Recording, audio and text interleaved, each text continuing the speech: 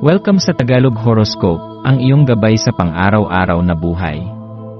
Hatid namin ang pinakadetalyadong horoscope na magsisilbing gabay mo sa pera, trabaho, pag-ibig, kalusugan, at swerte. Naway magtagumpay sa buhay ang lahat ng ating tagapakinig at subscribers sa buong mundo.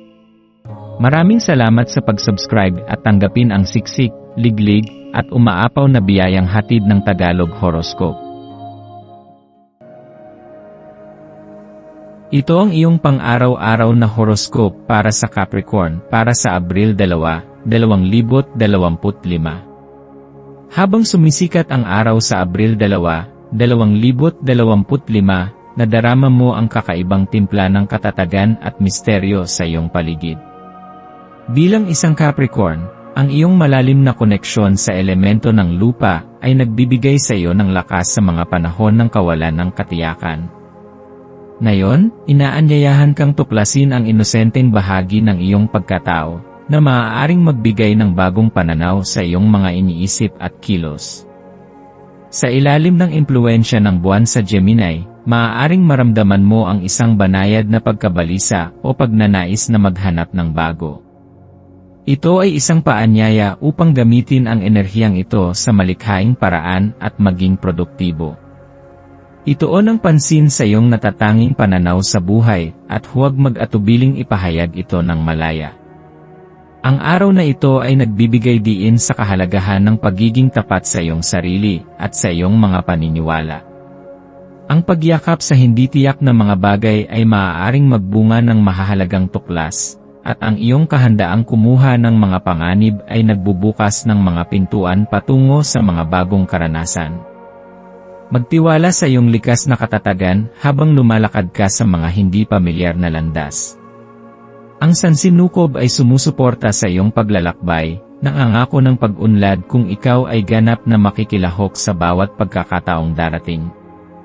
Habang ginugugol mo ang araw, maglaan ng sandali upang pag-isipan kung paano naapektuhan ng iyong inosenteng pananaw ang iyong mga pakikitungo sa iba. Pahalagahan ang mga pagkakataon ng kusang loob na kilos habang pinapanatili ang balanse sa iyong likas na pangangailangan para sa katatagan. Ang ganitong pagsasanib ay magbibigay sa iyo ng mas malalim na pag-unawa sa iyong sarili at sa mundo sa iyong paligid. Sa iyong paglalakbay ngayon, tandaan na ang pagiging bukas sa mga bagong ideya at karanasan ay maaaring magdala ng sariwang pananaw sa iyong buhay. Ang iyong maswerteng kulay ay berde, sumisimbolo sa paglago at bagong simula.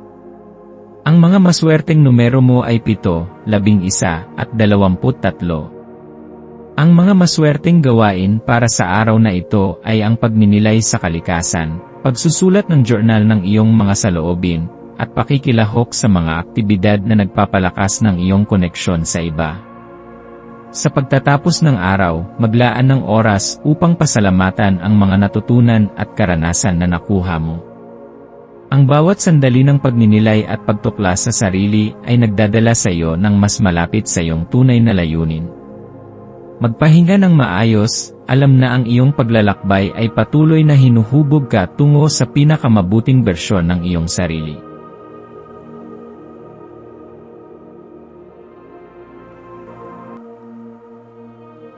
Tayo ay magkaroon ng kaunting sandali upang ipagdasal ang lahat ng mga dalangin ng ating mga subscribers, na sana'y matamo nila ang kanilang mga pinapangarap sa buhay, magandang trabaho, mabuting kalusugan, payapa at masayang pamumuhay, at siksik, liglig, at umaapaw na biyaya at kayamanan.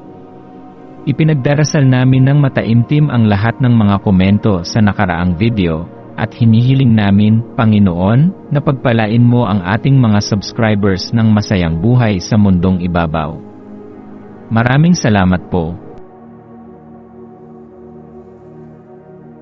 Maaari kayong mag-subscribe sa aming channel na Daily Prayer, kung saan nag-a-upload kami ng pang-araw-araw na Catholic Gospel Readings, Reflections, at Daily Rosary Reading para sa lahat ng misteryo ng araw. Tulungan ninyo kaming buuin ang community na ito at mag-subscribe na. Ang link ay nasa description box. Maraming salamat sa panonood ng iyong horoscope ngayon araw. Naway gabayan ka ng mga bituin sa iyong landas. Huwag kalimutang mag-like, share, at subscribe para sa iba pang cosmic na kaalaman. Hanggang sa muli, manatiling konektado sa universo,